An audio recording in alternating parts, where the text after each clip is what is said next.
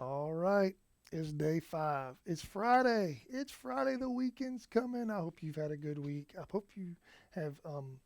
I hope by spending time with Jesus and His Word this week, you have been able to kind of experience the world for how He wants you to experience the world. And I hope you've grown closer to Christ through the study of Colossians, because today we're looking at some some pretty important things. Here's the questions for today. Got my card right here. Hopefully you got your card.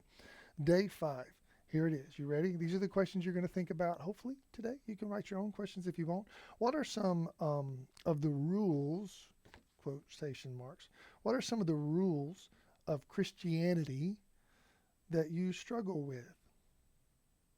Some of the rules. When you think of rules of Christianity, have you ever tried to list them?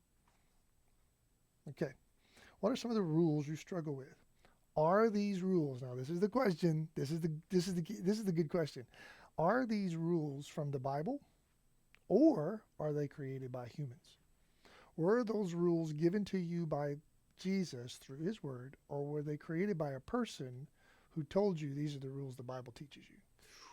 It's a good question, isn't it? Here we go. Spend some time today thinking about the spiritual freedom you have been given. What does that mean for you?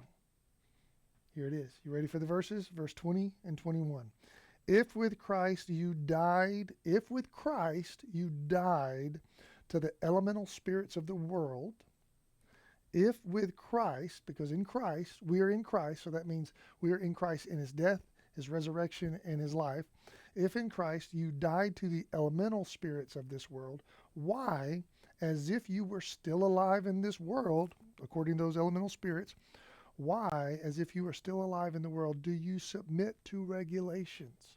Now, this why question doesn't just mean like you shouldn't do that. It basically says investigate yourself as to why you do the things you think you have to do for Jesus.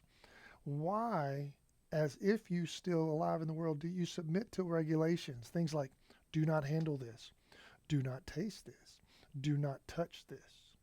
Because here's the thing, students. I want you to think about this.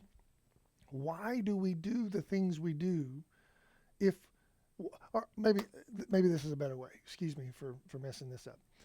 Sometimes we think we have to do certain things for Jesus. Ask yourself a question. Where did you learn that?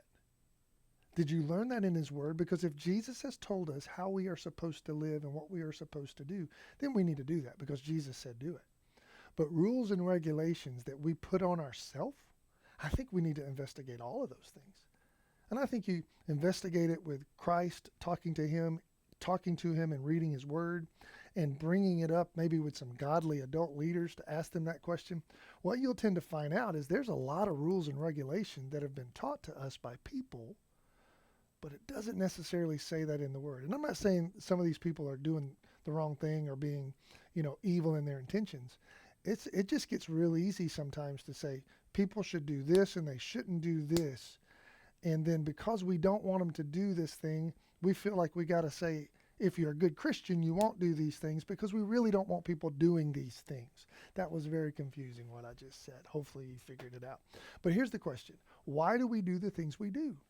Why do we do them? Is it because Christ has told us to do them? And if Christ has told us to do them, then do them to the glory of God with joy. If Christ has said, don't do that thing, then stop doing it to the glory of God. But here's the thing. Rules and regulations are only a way of living. They're not a way of being saved. Don't forget that. You are saved in Christ through His work on the cross. You are made alive in Christ because He rose from the dead. You can live in Christ as part of His kingdom because He's king, He's enthroned, and He's ruling and reigning over everything. So live for Him. Don't live for the rules. Don't do that. Don't live for the rules. Live for the ruler. Does that make sense? Students, I love you.